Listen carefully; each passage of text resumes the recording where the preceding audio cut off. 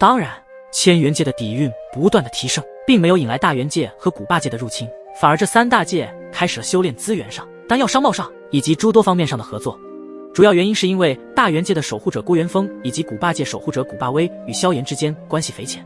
换一句话说，那就是强者的世界也为尊。神奇联盟夺取苍穹之心，毁灭各大神界，做出的这样的事情，真的就不怕引起其他势力的不满吗？薰儿彩铃二女的柳眉微蹙呢喃道：不满，一个神奇联盟就已经是诸神万界的巨无霸存在，再加上还有灭神府，这两大底蕴加一起，怕是无数势力加一起都对其忌惮不已，而能够对抗他们的也就只有神元宫和丹神塔了。要不是万界神州中有着抗衡神奇联盟和灭神府的超神巨擘势力，恐怕如今的诸神万界早已经被彻底的统治。无量神山之主虽然是无量神界的神灵，可是诸神万界的事情他都非常的了解。但是即便我们如何憎恨神奇联盟，可如今已经都没有用了。说到这里，无上神山之主的脸上挂着一脸无奈之色，有着报仇之心，却没有机会了。然而就在这个时候，突然一道空灵而神圣的声音如同天外来客，响彻在这片天伦之河中。你们想要报仇，我给你们机会。这道声音刚落，众人的目光齐刷刷地投向上空。苍穹之上，不见日月星辰，只见一位身披黑色龙袍的身影伫立在那里。龙袍上的金线隐隐闪烁，如同游龙般流转着深邃的光华。他的出现仿佛夺走了四周的色彩，使得周围的环境都显得暗淡无光。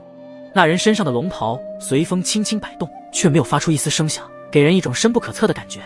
他身上没有散发出任何神力的波动，但众人却感到一种难以言喻的恐惧压迫，仿佛面对的不是一个人，而是一个来自9天之上的神。你们无需那么害怕，我是来复活你们的。上空那道身影的声音再次响起，不过这次传出的乃是柔和而坚定的声音，仿佛能抚平人心中的创伤。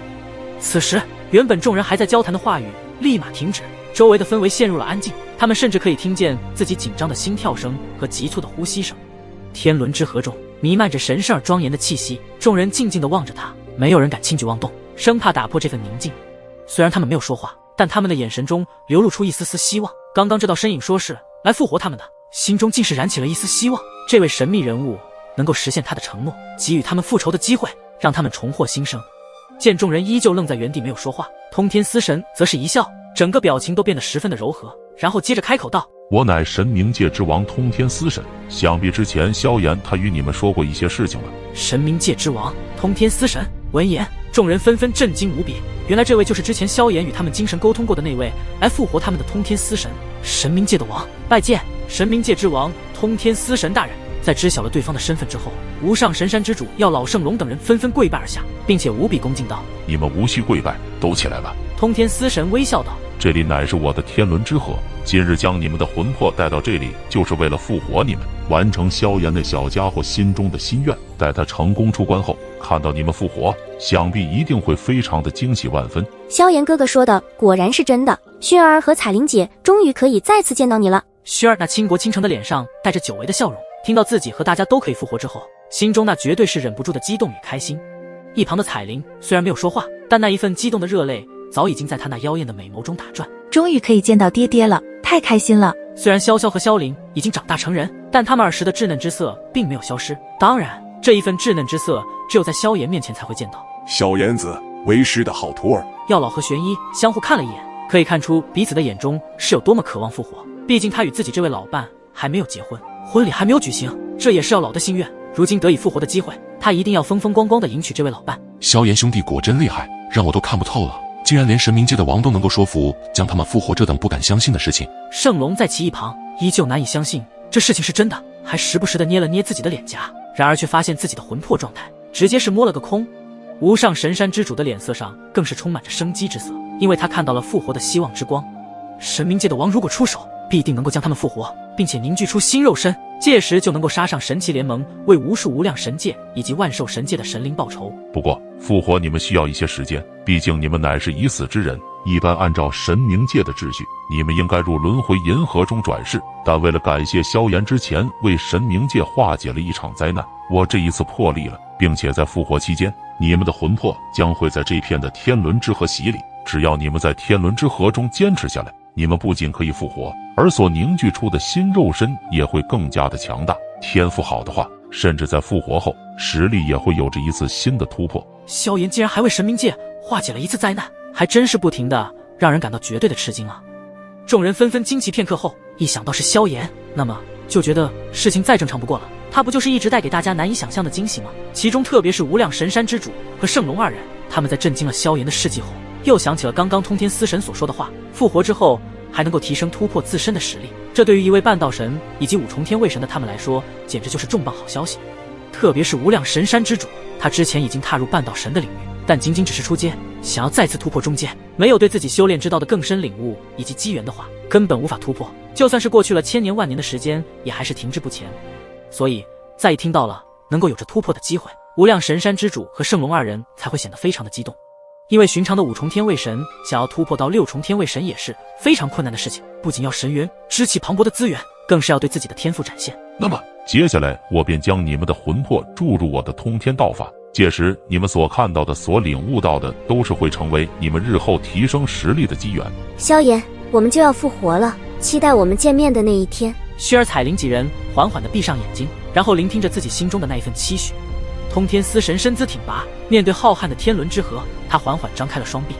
他的动作似乎牵动了天地间的无形规则，周围的环境开始波澜起伏，仿佛空间都在随之呼吸。一股莫大的造化神力自司神体内涌出，周围的空气震动，仿佛被这股力量所牵引。天地间的颜色似乎在司神的影响下变幻莫测，一道造化神光如同灵蛇一般盘旋而出，冲破云霄，又仿佛是天神之剑，直指苍穹。这道造化神光中蕴含着司神深不可测的道法，通天之道的精髓，那是一种万千之道第一大道的力量，可以创造一切，也可以毁灭一切。通天彻地，重塑生命。随着通天司神口中念出的咒语，那道造化神光突然分化成8道，每一道都笼罩着一道魂魄。这些魂魄在造化神光的照耀下，仿佛被赋予了新生，他们在光中舞动，接受着造化的洗礼。这一刻，造化神力的玄奥难以被理解，它超越了一切言语和想象。终于在通天司神的引导下，那道造化神光没入了天伦之河中。天伦之河水面泛起涟漪，仿佛是沉睡的巨龙被唤醒，河中光芒闪烁，神秘而深邃。司神的脸上露出了一丝微笑，接下来的一段时间就要靠他们自己的坚持了，一旦坚持下来，那么在这片天伦之河中将有新的生命诞生，同时在天伦之河中诞生重塑的生命都将会拥有着一丝天伦之力，一旦掌握住天伦之力，那么就能够越级挑战比自己还要强大的对手。只要不是绝对碾压式的对手，挑战比自己高1-2个小境界的对手，基本上是没有任何的问题。不过这只限于大道主神之下，当然半道神也是可以越级挑战。与此同时，万界神州的神奇联盟天域之中，无尽的魔气如溃坝之水奔涌而出，弥漫在整个中枢区。原本昏暗的地狱空间，此刻更显得阴森诡异。无数玉灵和玉魂如同被惊扰的飞鸟，成群结队地聚集在天域的中枢区，他们的眼中满是恐惧与不安。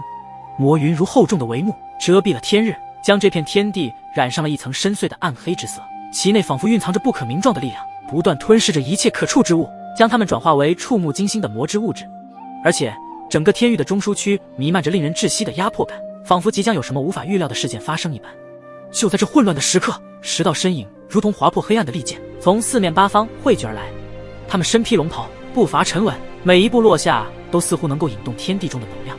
在他们的气息之中蕴含着玄妙而强大的道法力量，那是超越了天卫神之上的恐怖存在。这10道身影正是神器联盟的9大副盟主以及一位9域天神阁阁主。这一刻，整个中枢区似乎都凝固了，玉灵和玉魂们都安静下来，注视着眼前突然那出现的10道身影。神器联盟的9大副盟主和9域天神阁阁主环顾四周，目光坚定，神情严肃至极。目光扫在无数玉灵和玉魂的身上时，一股无形恐怖的玄妙威压正在笼罩着他们。而这些被恐怖威压笼罩的玉灵玉魂纷纷露出痛苦之色，根本无法有所反抗。待会我们会将你们全部献祭，以此来让苏醒后的魔神大人提供养料。要不了多久，魔神大人的实力也将会一举恢复到巅峰。到时候，即便是神元宫的元尊，还是丹神塔的9品药神，都可以将其轻易地踩在脚底之下。一道霸气凛然的声音从9大副盟主之首的齐副盟主口中传出。乌拉乌！一些已经失去神识和意志的玉灵玉魂纷纷地发出这类声音，仿佛是以遵命口吻，又仿佛是以抗议的口吻。但无关是什么，今日这些玉灵和玉魂都得献祭给那位一直隐匿在天域中的那位魔神。几位副盟主大人，我们开始催动秘法，将这些玉灵和玉魂全部献祭了，不然魔神大人等会怪罪下来。我们可担当不起。一旁的九域天神阁阁主轻声开口道，仿佛他非常的惧怕魔神大人的发怒，一旦发怒起来，他们这些半道神的实力恐怕瞬间被随手捏死。